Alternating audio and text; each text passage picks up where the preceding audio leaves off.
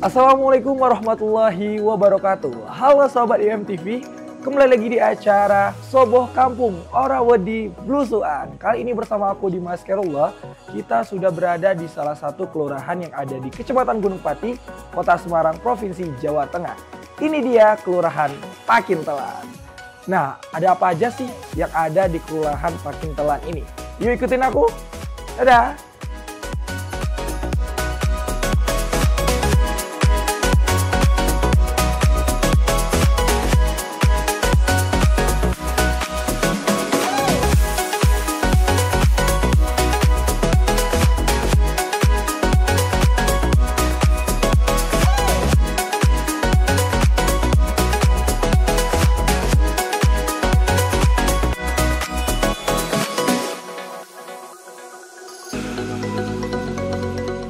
Halo Sobat IMTV, nah kali ini kita sudah berada di salah satu tempat yang wajib kamu kunjungi ketika kamu berada di Kelurahan Pakintelan. Ini dia batik Si Putri. Ini teman-teman salah satu batik yang mempertahankan pewarna alami dalam ciri khas batiknya. Mau lihat produksinya seperti apa? Yuk ikuti aku ke dalam.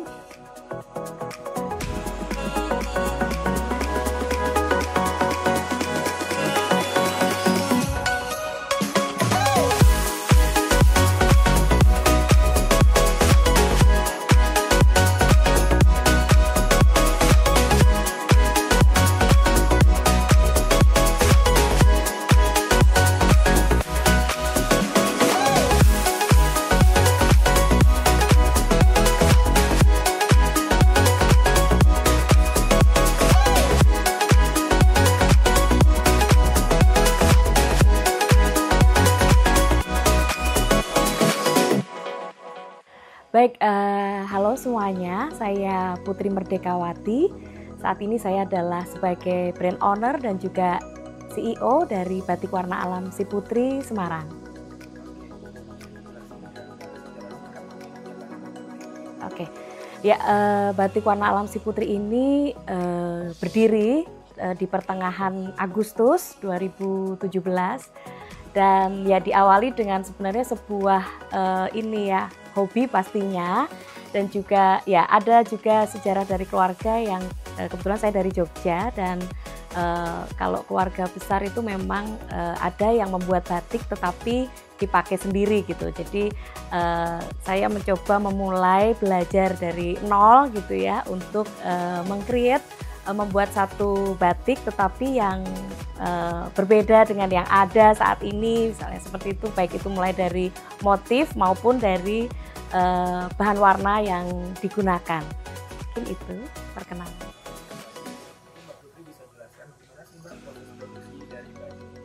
Oke, ya proses produksi dari Batik Warna Alam Si Putri ini pastinya kami karena komitmen dari awal bahwa kami ini ingin membuat satu karya tetapi bermanfaat baik itu bagi masyarakat, lingkungan maupun juga setiap tim kami yang memproses gitu. Jadi kami memperhatikan dengan detail mulai dari pemilihan bahan baku.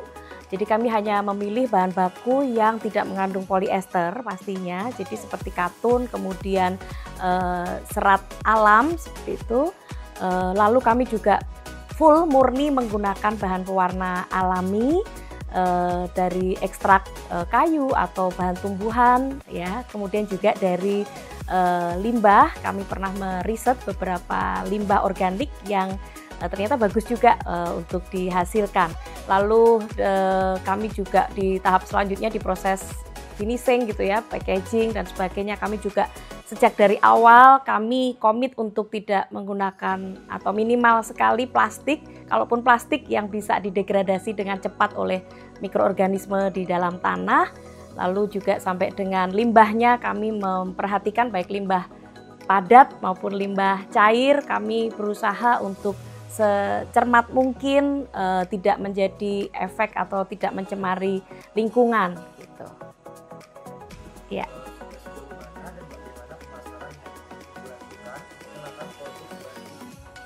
Oke.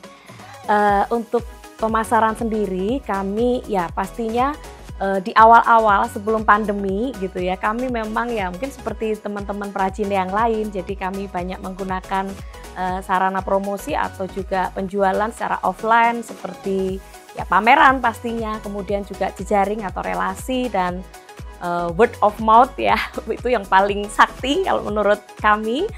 Nah, tetapi sejak pandemi ya, jadi ketika semuanya itu tidak bisa lagi, ketika offline sudah tidak bisa lagi, kami berpikir keras, kami berdiskusi bersama, belajar dari awal bagaimana mengoptimalisasi yang namanya digital. Nah, dari situ kami mencoba mengamati seperti apa karakteristik dari masing-masing digital itu gitu ya, platform digital seperti apa. Itu sekitar ya saat pandemi, lalu di akhir tahun yang sama di pandemi itu kami mulai ya mendapatkan hasil, kami bisa memasarkan baik itu secara online, baik itu di Indonesia maupun di luar.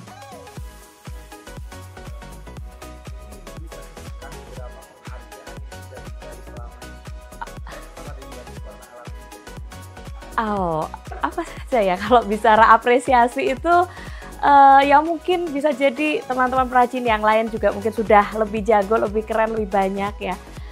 Kalau di kami sendiri dari Batik Warna Alam Siputri, kami pernah terpilih menjadi 5 besar untuk Womanpreneur Femina bekerjasama dengan Facebook 2019 atau ya, saya agak lupa. Lalu juga kami lolos kurasi di waktu itu ada yang dilakukan oleh Kadin Indonesia untuk pemilihan produk eco fashion di market Swedia. Kemudian kami juga terpilih sebagai mitra dari Bank Indonesia Jawa Tengah, dan kami dari lolos kemitraan tersebut kami boleh mendapatkan beberapa privilege gitu ya, pameran dan sebagainya. Lalu juga di tingkat Jawa Tengah kami juara 2 waktu itu yang diadakan oleh Dinas Koperasi Jawa Tengah, lalu juara best nomor 1 uniform untuk Ibis Style tingkat Jawa Tengah terbaik. Kemudian apa lagi ya, oh ya di BRI Inkubator juga kami juara ketiga. Kemudian agak lupa nih, to be honest nih. Oh ya, itu mungkin beberapa bentuk apresiasi baik tingkat Jawa Tengah maupun nasional yang sudah pernah Siputri dapatkan. Ya. Kadang-kadang anak muda kurang diminati. Iya, iya. Iya, betul. Nah, dari Batik Warna Alam Siputri, apa sih Mbak yang dilakukan biar anak muda itu cinta dengan batik? Oke, ya itu permasalahan yang sama yang coba kami temukan sebenarnya. Jadi kami pernah melakukan riset gitu ya, di sekitar berapa ribu yang mau melakukan riset tersebut di range usia target yang kami tuju. Nah, itu memang ada permasalahan tadi, motif batik yang jadul, mereka kurang suka. Tapi dari riset itu kami memang menemukan beberapa jenis motif batik ya yang memang disukai gitu. Jadi dari riset itu kami temukan memang ya yang berbeda dengan yang lain, kemudian tidak terlalu rame, ya intinya beda, unik dengan yang motif-motif yang sudah ada. Terus selalu ada kebaruan motif di situ. Jadi pakai batik, prosesnya betul-betul batik asli, tetapi motifnya tuh tidak seperti yang kebanyakan gitu. Jadi itu ternyata yang diinginkan anak-anak muda gitu. Jadi motif-motif yang yang menurut mereka tidak seperti batik, tetapi itu sebenarnya batik karena prosesnya benar-benar menggunakan malam panas, lalu juga di teknik hot stamp atau cap atau full tulis dengan canting gitu. Jadi itu yang coba kami temukan supaya menjembatani apa yang diinginkan anak muda. Jadi motif, lalu juga desain bajunya yang kami coba eksplor terus supaya bisa menjawab keinginan dari anak muda itu seperti apa gitu.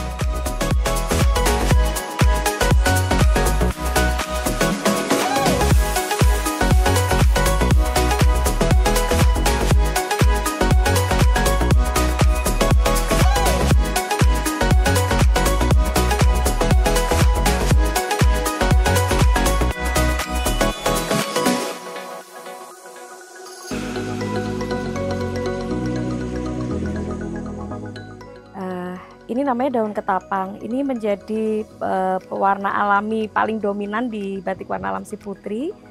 ya. Jadi dia bisa menghasilkan warna hijau nih kayak gini, latarnya kayak gini yang hijau ini, atau juga dia bisa jadi warna hitam atau abu-abu. Lalu juga kami pakai ini yang namanya rebusan ya, semuanya nanti diekstrak, direbus. Ini kayu tinggi namanya, dia menghasilkan warna coklat kayak gini nih, ya coklat. Lalu ada juga kita pakai kayu mahoni. Kayu mahoni ini dia mirip dengan kayu tinggi, coklat tapi ada kemerahan-merahan dikit gitu. Terus juga sebenarnya ada lagi kulit buah jolawe, ya. Jadi dia memang tanaman yang adanya di Kalimantan atau biasanya di hutan. Kami biasanya mendapatkannya dari petani di Klaten, Jawa Tengah. Untuk juga yang daun ketapang tadi kami nanam sendiri. Jadi mungkin kalau bisa dilihat di sekitar Batik Warna Alam Ciputri itu banyak tanaman. Nah itulah tanaman-tanaman yang memang kami pakai atau kami gunakan gitu. Lalu ini kami juga bekerja sama dengan perajin yang lain. Kami bikin sabun pencuci batiknya supaya bisa lebih awet gitu. Terus juga untuk limbah yang kami gunakan itu kami pernah meriset limbah dari rebusan sabut kelapa dari para penjual kelapa pinggir-pinggir jalan, juga pernah dari limbah biji apokat.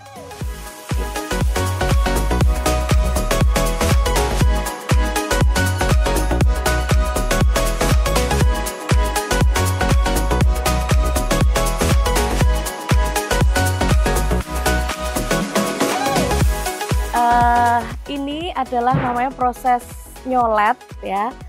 Nyolet itu kita pengen mendapatkan warna yang berbeda dengan latarnya gitu, atau dengan warna-warna yang lain. Jadi di mana dan sebagainya itu memang dari kreasi atau dari ya ini ya kreativitas kita pengen kayak apa gitu. Jadi nyolet namanya. Jadi ini berbeda dengan bagian-bagian yang lain gitu.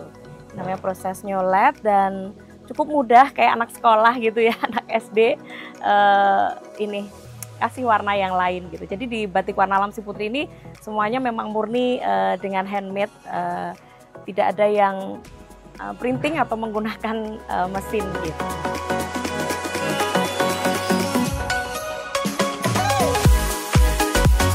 Halo Sobat IMTV di rumah. Nah, kali ini aku berkesempatan nih untuk ngikutin Mbak Putri dalam proses membatik ya Mbak ya. Nah, boleh dijelasin nggak Mbak kepada pemirsa IMTV, ini lagi proses apa sih Mbak? Oke, boleh banget. Sebenarnya terima kasih ya kita udah dikunjungin.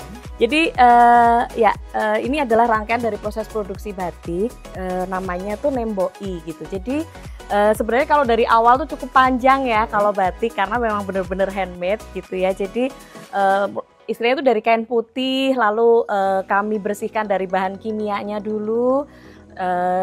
Setelah dipotong pastinya sesuai ukuran yang kita mau, di kain dipotong lalu dibersihkan dari bahan kimia dulu, lalu itu 3 hari sendiri. Nah, lalu kita bikin pola atau motifnya kayak apa gitu. Setelah dipola, nah masuk di proses yang namanya canting ya. Canting ini bisa dengan canting tulis seperti ini, mungkin udah pernah lihat ya, kayak gini. Nah ini pun ada banyak ukuran, jadi dia tuh ini kan kalau dilihat ada yang besar, ada yang kecil. Nah ini masing-masing pasti ada fungsinya yang berbeda-beda. Ada 6 atau 7 sebenarnya, tapi masing-masing perajin tuh punya style atau punya kenyamanan sendiri-sendiri gitu ya untuk menghasilkan garis-garis yang seperti apa gitu. Nah jadi setelah tadi dimotif, dibikin pakai tangan gitu manual, lalu dicanting atau dicat head stamp gitu, lalu dicelup warna. Setelah dicelup warna, kita masuk ke bisa dicolet, dikasih warna yang berbeda, atau ditembok seperti ini. Ini namanya ditembok. Jadi ditembok itu dia menutup bagian warna dengan menggunakan malam cair panas atau hot wax gitu ya. Ditutup bagian yang kita tuh mau, misalnya kita pengen ini berbeda sama yang ini. Caranya gimana gitu kan? Nah caranya itu ada 2 sebenarnya, dicolet dengan tadi dikuas dengan bahan warna yang berbeda, atau ditutup dengan malam. Jadi aku pengen nantinya tuh coklat kayak gini nih, kayak gitu. Nah itu ditembokin dengan ditembok ya namanya, Kalau di teman yang lain, perajin lain ada yang bilang dipopok seperti itu, tapi kalau kami bilangnya ditemboi. Jadi ditutup dengan malam panas supaya nanti endingnya atau hasil finishnya itu dia tetap warna ini gitu, dan dia berbeda dengan warna yang di sekitarnya gitu. Jadi kayak proses menutup warna, menutup bagian warna yang kita mau itu stay gitu, maksudnya warnanya tetap kayak gini gitu. Oke, namanya ditembok. Aku lihat ya Mbak, ini kan semuanya benar-benar handmade ya Mbak ya. Iya. Kira-kira pengerjaan satu kain Kain. batik itu Iya. membutuhkan waktu berapa lama? Iya, pastinya penuh dengan doa dan air mata ya. Oh enggak sih, ya cukup lama. Tidak ada yang sehari langsung jadi tuh nggak bisa. Rata-rata paling cepat tuh 3 hari. Itu pun kalau cuaca panas, karena perbedaan kami dengan pewarna sintetis atau pewarna kimia itu, kalau kami itu kan based on water ya, jadi semua kan rebusan daun, kayu, jadi itu membutuhkan beberapa kali celup, 9 kali celup. Jadi untuk mendapatkan warna ini gitu ya, itu tuh nggak bisa sekali celup, jadi celup, kering, kita celup lagi gitu. Jadi sekitar 3 hari itu paling cepat baru bisa jadi gitu. Jadi satu kain tuh minimal 3 hari. Kalau yang semuanya full rapet gitu ya, motifnya tuh bener-bener rapet dengan canting tulis seperti ini, itu paling cepat bisa seminggu lebih. Paling itu udah paling cepet banget gitu. 1 minggu lah ya, itu baru bisa jadi satu kain. Waduh, kayak gitu. Lumayan sedikit lama ya Iya. Mbak Putri ya. Betul, Mbak, betul. mungkin buat sobat IMTV di rumah yang pengen beli nih Mbak, kira-kira harga satu kain batik ini Pastinya sebenarnya sangat terjangkau gitu ya. Antara effort atau usaha yang kita lakukan dengan kualitas ya, karena kami memilih benar-benar kain yang bagus ya, yang cukup premium seperti itu supaya nggak mengecewakan customer. Nah itu ini mulai dari 300-an ya, karena untuk handmade dan eco-friendly pula pasti memang berbeda ya, karena prosesnya jauh lebih lama ya. Kalau sulit atau tidaknya mungkin ya relatif gitu, tetapi kalau 300.000 itu masih terjangkau gitu kan, untuk untuk ya masyarakat gitu. Jadi kami salah satu value yang kami ingin tanamkan adalah kami berusaha memproduksi atau menghasilkan karya itu yang produk eco fashion yang ethical gitu ya, berbasis ramah lingkungan, tetapi dengan harga yang masih terjangkau. Jadi kami meriset berulang kali supaya secara HPP, secara budget itu juga kami bisa menekan budget supaya ya bisa menghadirkan karya-karya yang memang bisa dinikmati masyarakat tanpa tanpa was-was dengan kantong gitu. Kita beli yang brand-brand mewah aja pasti di atas 300 gitu. Padahal kami sangat mempedulikan gitu ya, mulai dari pemilihan bahan baku dan pewarnaan dan sebagainya gitu. Jadi untuk mulai dari 300.000 ke atas itu masih yang terjangkau sih harapannya gitu. Untuk proses selanjutnya apa nih Mbak? Boleh diajak pergi ke lokasi selanjutnya? Iya, sangat boleh. Iya, oke.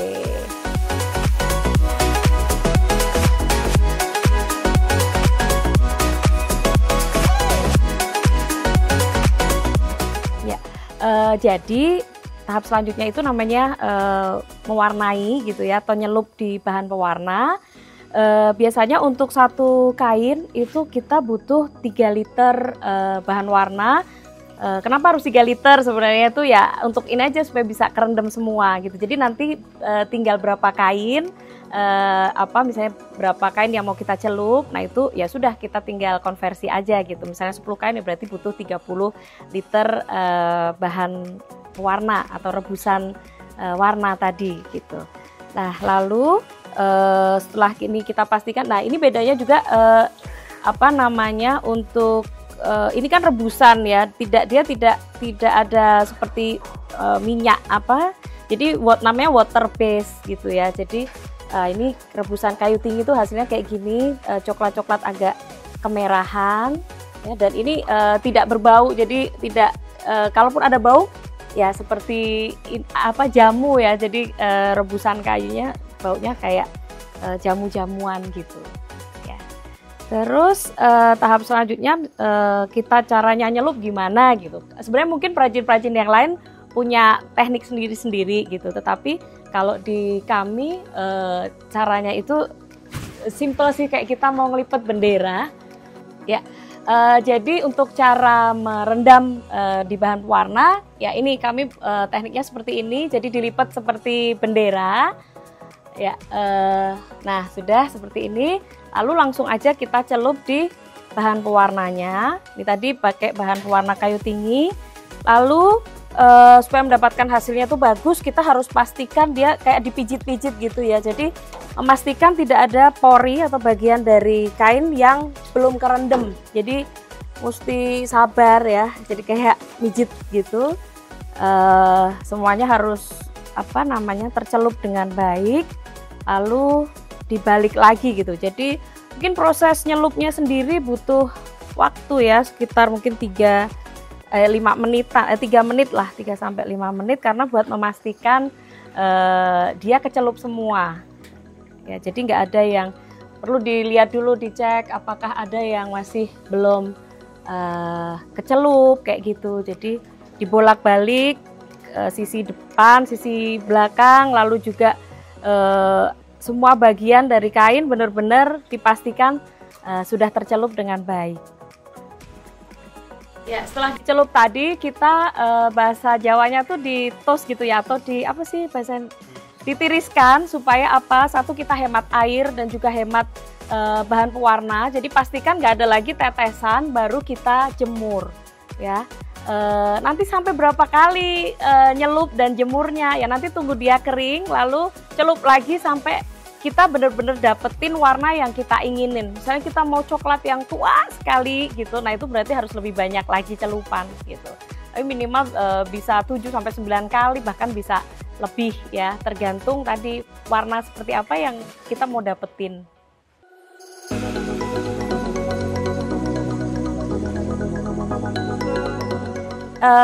Proses selanjutnya kita mau fiksasi atau ngunci warna supaya warna itu nggak hilang ketika dicuci atau dipakai. Nah, untuk bahan pengunci warna, untuk pewarnaan alami itu ada 3 sebenarnya, dari tawas, mineral tawas, kemudian ada tunjung, lalu ada kapur ya, batuan kapur. Nah, masing-masing beda fungsi, tuh beda fungsi. Jadi kalau bahan pengunci warnanya tawas ya, itu biasanya dia menghasilkan warna seperti warna asli atau lebih cerah ya. Jadi misalnya tadinya warnanya kuning kehijauan ya, kalau ditawas dia akan menghasilkan warna yang sama. Tapi ketika ditunjung dengan bahan pewarna alami yang sama, misalnya sama-sama rebusan daun ketapang, dia akan lebih tua warnanya. Jadi menuakan warna kayak gitu.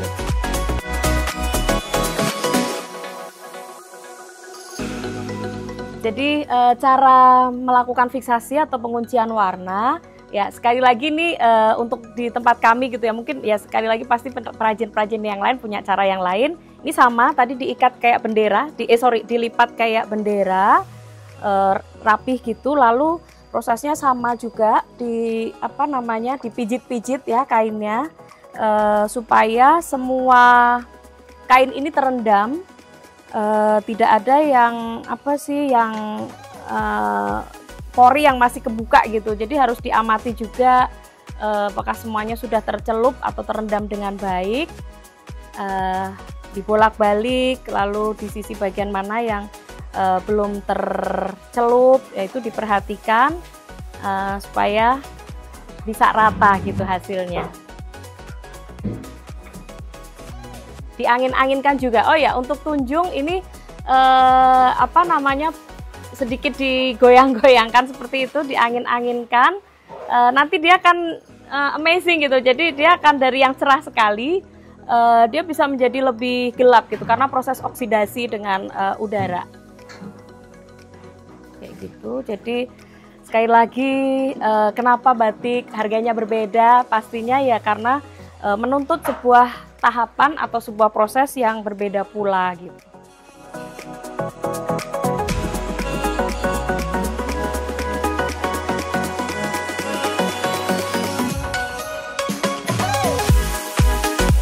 Nah, halo Sobat IMTV di rumah, kembali lagi di Soboh Kampung. Orawedi Blusukan. Nah, maaf tadi ya Mbak Putri, aku nggak ikut proses yang tadi. Oke. Sekarang kita katanya udah mau di proses terakhir ya Mbak ya? Iya, benar banget. Mungkin Mbak Putri bisa jelasin ke Sobat IMTV di rumah, proses terakhir itu apa sih? Oke, iya. Jadi proses terakhir ya sebelum akhirnya dijual ya Mas Dimas. Jadi itu namanya proses lorot. Jadi proses lorot itu sudah proses terakhir setelah tadi dilakukan fiksasi atau proses penguncian warna.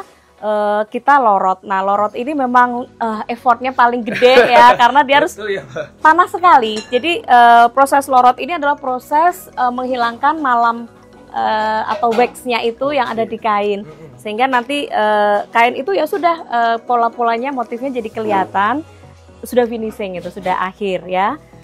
Jadi ini kita pertama-tama memang didihin air. Ini cukup lama ya karena harus panas sekali. Wah, ini juga berat. Harus mendidih ya? Iya, harus mendidih, sangat panas sekali supaya dia bisa dengan mudah melepas malamnya itu. Lalu nanti ketika dia sudah mendidih panas sekali ya, jadi ya suhunya tuh bisa ya pastinya 100-an ya, 100-an derajat Celcius. Lalu kain yang sudah difiksasi tadi kita masukin ke sini, ke dalam dandang atau panci ini. Terus kita angkat-angkat, pastikan malamnya tuh benar-benar sudah kelepas semua gitu Mas Dimas. Ya, ini masih nunggu agak lumayan ya karena harus nunggu mendidih maksimal gitu ceritanya. Oke, teman-teman Sobat IMTV di rumah, itulah proses yang ada di batik alam si Putri ini ya, Mbak Putri ya, berlangsung bersama ownernya nih.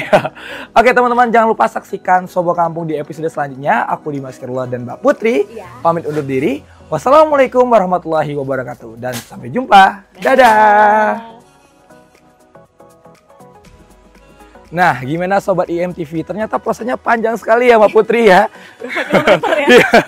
Dan sudah dipastikan ini sangat ramah lingkungan sekali ya Mbak Putri ya. Betul, handmade dan ramah lingkungan. Iya. Nah, sebelumnya kami ngucapin terima kasih ke Mbak Putri yang udah membolehkan kita untuk jalan-jalan ke dalam nih Mbak. Sama-sama. Nah, buat Sobat IMTV di rumah untuk membeli produknya bisa di mana aja nih Mbak Putri? Oke ya. Pastinya bela dan beli ya. Bukan hanya membela tapi juga membeli.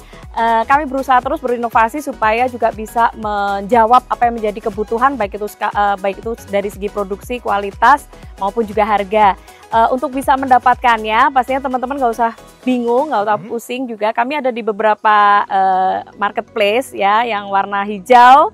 Ya, lalu juga ada di warna kuning dan di Instagram kami juga bisa tinggal buka di siputri.id, chat DM atau DM di admin, lalu kami pasti akan segera jawab dan juga bisa langsung di WA bisnis ya di 081 390 383 003. Dan yang bisa berbeda itu adalah kami akan memberikan satu bentuk layanan itu custom. Jadi kalau misalnya teman-teman ragu nih dengan namanya ukuran SML, kami bisa mengefit gitu ya. Jadi supaya teman-teman tuh bisa puas gitu ya, nge-shape sesuai dengan ukuran ya. Jadi tinggal pilih kain lalu tentuin model, bisa juga modelnya diskusi sama kami dan kami dengan waktu yang kami upayakan secepat mungkin ya, nggak akan sampai lebih dari 1 minggu. Baju sudah siap di tangan teman-teman IMTV. Nah, gitu ya teman-teman. Jangan lupa dibeli. Terima kasih sebelumnya Mbak Putri udah